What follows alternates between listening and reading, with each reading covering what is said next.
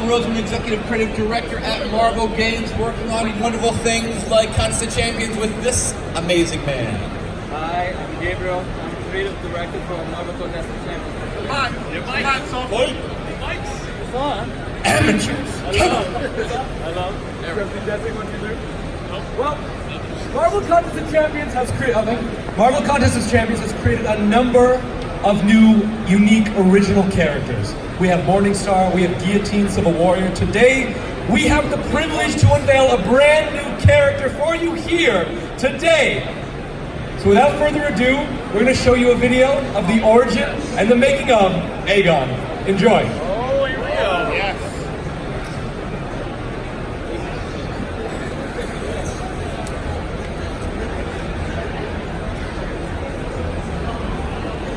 Aegon is a brand new character that we created for this year for the Contest of Champions. He's an interesting character because he's connected to the lore of the contest. In simple terms, he is the first champion of the first Contest of Champions.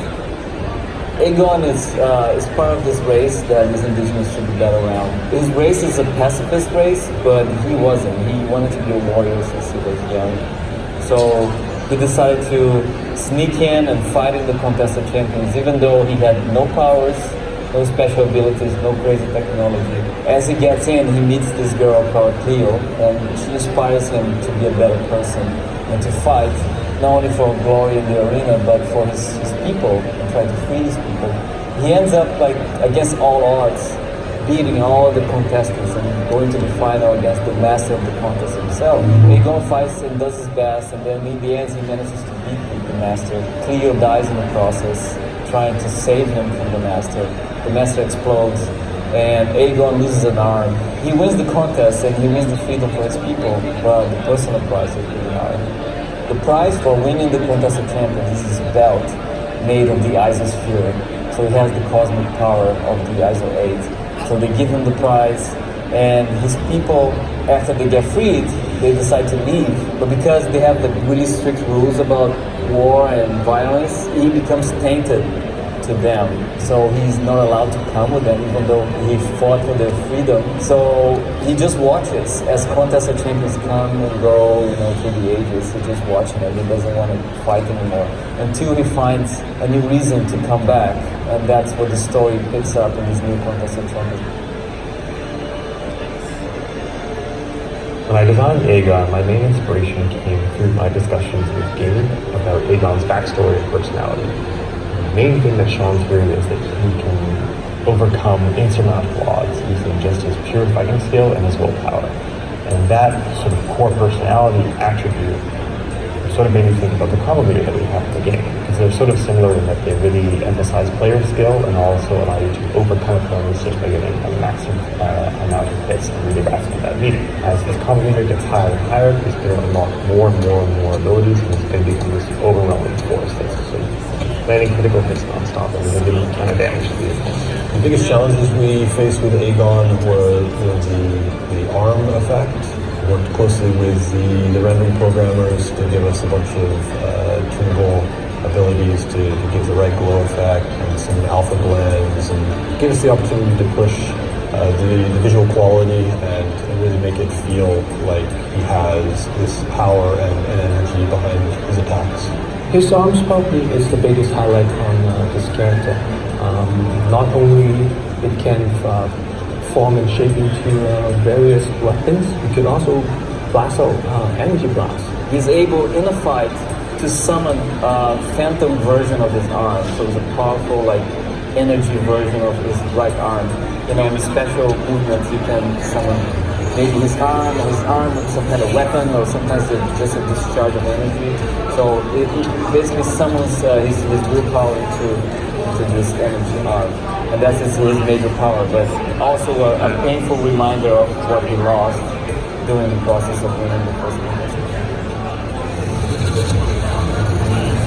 I'm really lucky to see it from the beginning until when the character comes out, and I follow every step in the process. Start really with a sketch and a little bit of a story, but when you see the artist taking the little sketch that I did, and they take it and they sculpt it in 3D and they make it better, you know, they take the next step and model it, and then at the texture level make it better, add effects to it. The animators who have inspiration from different sources, they watch movies or watch videos and stuff like that and bring new ideas to the process. So the character is like, it grows at every step, and even when we put it out there, the fans have like, oh, this is so cool, I like this or that, and we always listening. So it's really cool. It takes a life of its own. I'm really proud of everything we created, like everything. Even the small stuff that people don't notice, but like we always like, oh, this is cool.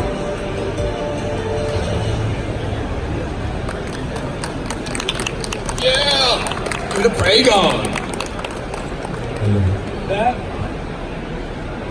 That was, here we go. Hey! That was amazing. I'm just gonna say, the level of detail is pure, it's beautiful, it's gorgeous. We talk about Aegon, the origin, sacrifice. It's all about sacrificing what he lost. Yeah. His loved one, his arm. Talk about how a hero, especially a Marvel hero, deals with sacrifice. Yeah, like Bill always says, everybody at some point of their life, they have a choice, right? In a situation like Aegon is facing, he could go one way or the other, right? In the beginning, it's all about the power and the glory in the arena. He wanted to become a gladiator.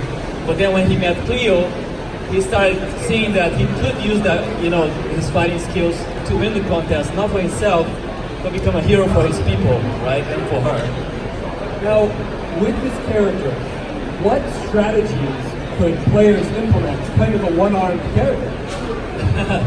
That's interesting. I'm not a designer, so I'm not gonna get in a lot of detail. You can ask the guys that really designed the character. But yeah, even having one arm, he's a very, very powerful attack character. And his arm, they have different charges. You see, when people start playing with him, you see the color of the belt and the arm changes. We have different ways you can use the different colors of charges in the arm. I'm not gonna give up too much, but yeah, it's coming next month. So. And what's so amazing in watching the videos, you really see the thought and the strategic thinking and the time and the effort that goes in to create a character. And when you have the great power and responsibility to create an all-new Marvel character, you really have to sit back and say, behind the scenes, what makes a Marvel character different from any other character from around the universe? And we get into these discussions of what sort of the ingredients of a Marvel character. And as Gabe said, at the heart of a Marvel character, it isn't so much their power and their abilities, it's the choice they make. Most of our heroes and villains almost have the same origin story. You look at Spider-Man and Doc Ock. They are two outsiders who love science, who feel dumped upon, and through an accident they gain abilities. One, Spider-Man decides to be selfless, uses powers to help others. The other, Dr. Octopus, decides to be selfish, uses powers to make himself rich and get the acclaim that he's always wanted. So it's that kind of thought about what makes a hero. It's the choices they go through. And to go back to the arm, what's so great about that is it embraces the long history of Marvel characters, and that they're not perfect. They have challenges. They might be psychological, often they're physical. When you go way back to the beginning, Professor X in a wheelchair, Matt Murdock is blind, Donald Blake with his leg, Ben Grimm, now he has the heart of gold, but it's wrapped, it's covered up by this monstrous body. So Aegon, he's made this sacrifice. And as you said, he has that, even when he's fighting, and he can draw strength from it, it's a daily reminder of what he's done and what he's sacrificed and what he's lost for his people. But he decides through that loss to be a source of strength. And I think it's these sort of characters that really embrace what Marvel's all about. Marvel Conceptualizing continues to push the envelope with creating new characters. What is the journey with Marvel and MCOC creating these new characters? We started, we wanted to show the rest of Marvel as a whole that we can be trusted. Because again, it's about power and responsibility. We don't want to, we want to make sure that everything we create can stand alongside Black Widow and Captain Marvel and Captain America and Spider-Man and Hulk. So again, we go from top to bottom and think about the ingredients. Before we created our all-new characters like Guillotine, first we started with some mashups, right? Yeah. We have this month, for example, the symbiote characters, right? So on the stylish shirt, you have Venom the Duck. What if Howard bonded with a Clintar symbiote? This horror, this beautiful horror, is a result. And he's paired with the Symbiote Supreme. The Symbiote Supreme, which is a version of Doctor Strange, was being possessed. He's actually Stephen Strange from another universe, but it's a version of Stephen Strange that's a bit more evil and ambitious. So he delved into the dark arts and mixed with the symbiote, and he got possessed by it. Possessed this evil, dark version of Doctor Strange. So the mashups they're really good. They're like fast food for us. They're like, we love doing those things because what is the most outrageous character we can mix with a symbiote and see what it comes out of it, right? What's interesting in the challenge is even within that, where you're combining two known characters, we have to be careful of, okay, when they result, how can it still be identifiable? Of like, that's not a magic user. Oh, that's Doctor Strange. And so we make choices about his silhouette, his cloak, the eye of Agamotto, the shape of his hair, so that you know right away, oh, that's Stephen Strange, but he's possessed and merged with the symbiote. And so when it comes to an all-new character, once we've cut our teeth on, okay, can we mash together two familiar things and then result in something new, but recognizable, how can we create something that's never been seen before? Yes, those are hard. And it all starts with discussions. Yeah. That's always like the kernel of an idea, and then we start talking about it. What is this character? What is the character about? Like you said, it's not about the power, it's not about who beat who. It's about what the character wants, where he comes from. And in the case of Aegon, I think the kernel of the idea was like, what would a veteran of the Contest of Champions look like? What kind of toll, psychological and physical, would take to a hero? You know, all those heroes have been fighting the contest for years. What would it do to a person to fight in this cosmic contest for years? And Aegon is like a cautionary tale. It's like, this is what happens when you're fighting in this cosmic contest. This is what's happened to you. And I see, like, for example, what people have done with the Punisher, and the idea of you know, being a veteran of war, and the war coming back to you and never leaving your head. Aegon is like a cosmic version of that. He's a veteran and he has a lot of problems, but he decides to fight for what's good. And even when he doesn't want to fight anymore, the real reason comes back, he always wants to fight. Right? So that's. And that was so intriguing, and I remember when we first started talking, we said, let's get to the heart of the contest and answer the mystery. Who was the first champion of the original contest? And then the discussions began of how would that affect someone? Where have they been? What choices did they have to make to win the contest? Why are they coming back now? And so we really just began, just with this whole story at first. Who he was, we love the idea that he comes from a race of pacifists. And he's not perfect at the beginning. It's another thing that in the beginning he wants to fight. But in fighting, in meeting Cleo, and in realizing, oh, you know, I really shouldn't just fight for my own gain. I should fight to free my people. And show this woman who I love that I can be a good person. But in so doing, he loses everything. Even his own people. Yeah. Cleo dies. He makes a sacrifice of attacking the master, loses the arm, and then when he goes to his people, I've done it. I freed you. They're like, no, you can't be with us. And so then he has that tragedy. Yeah, it is a relatable story because you see sometimes people that defend, you know, our own freedom. Sometimes when they go back to society, you know, they don't find their place. You know, so it's a story that is relatable to a lot of people. Exactly. And then from the visuals, and here's what's fun when you're designing a Marvel character.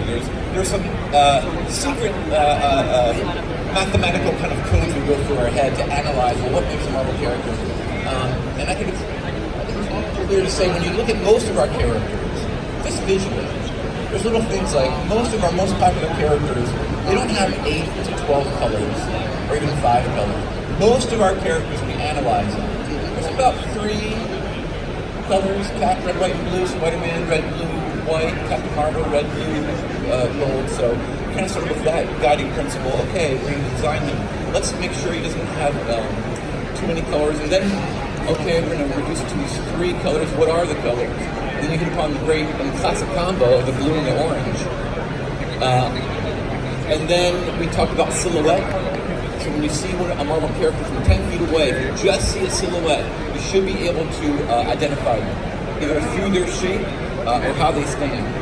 So we talk a lot about what's the body type, how do they stand, how do they act, how does their entire design communicate and contribute to who they are.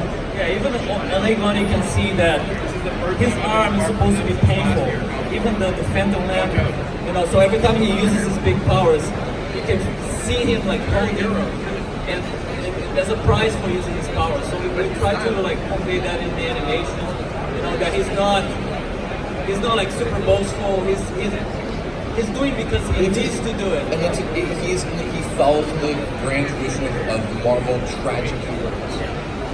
Where does that idea manifest from a character that won the original champion? Well, we've been planting those seeds for a while now. We had some stories that, talked about our original race that lived in the battle realm from the beginning. We put it right there in the middle of the story, and people were, oh, why are you doing that? There's nothing related to what we're playing right now. But those are already the seeds for Aegon's race. We already have a story that shows how the Collector and the Grandmaster discovered the battle realm, and how the racer was already gone when they were there. So we're already been planting all the lore around Aegon. Now we're adding a little bit more. We already created another comic with Luke Ross to tell that story too. You see some of the panels there. So we kind of making the puzzle pieces, and in the end, the image will start getting clear.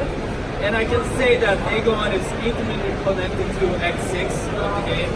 I'm not saying when X6 is coming, but this is the first step towards X6, because there's a reason why Aegon comes back, and that reason is going to be revealed pretty soon. And that reason is the first step towards X6, which is the end of our first arc of stories that started in 2014, Act 1 to 6. And there is the magic word story. What's so cool about contests is, you're doing a fighting game. Some people would think, oh, does it need a story? And at Aegon and Marvel, we say, yes, everything that Marvel does, at the heart of everything we do, there is story. So here we are in the 4th year, and Gabe and the team has outlined this. It's almost like the mythology of the game that goes back eons, and it's all thought out. And that's the beauty of it. The more you play, yeah, it's fun for the action and the fighting, but the more you play, the more you learn. And you more start peeling away the layers of this great contest. And I can say that it's all connected. It's all connected.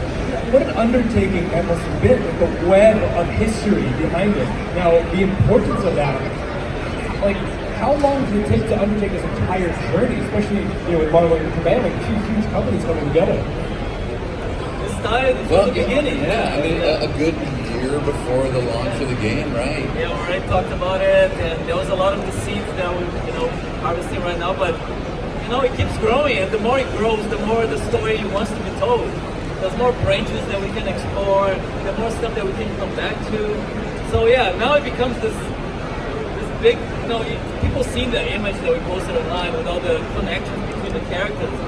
That's becoming huge, and even for us, we're just like, oh, you remember what happened in the story 8 months ago, and I have to go to the office remember what happened, what that character said? So, I imagine what you guys have to go through with 70 years of comic books, right? We just walk into the vault and start picking up books. And one last thing I want to say, what's so cool is that this is, Aegon is officially blessed, real deal, authentic Marvel. By that I mean, through the process as we were developing the stories, visuals, I was sharing it all with the Marvel offices on the East Coast. So we're over on the West Coast of California.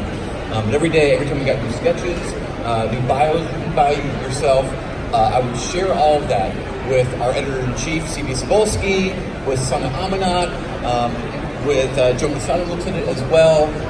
And we want to make sure that it has, it feels like Marvel, it smells like Marvel, it feels real, they may have feedback, or sometimes they say, this is awesome.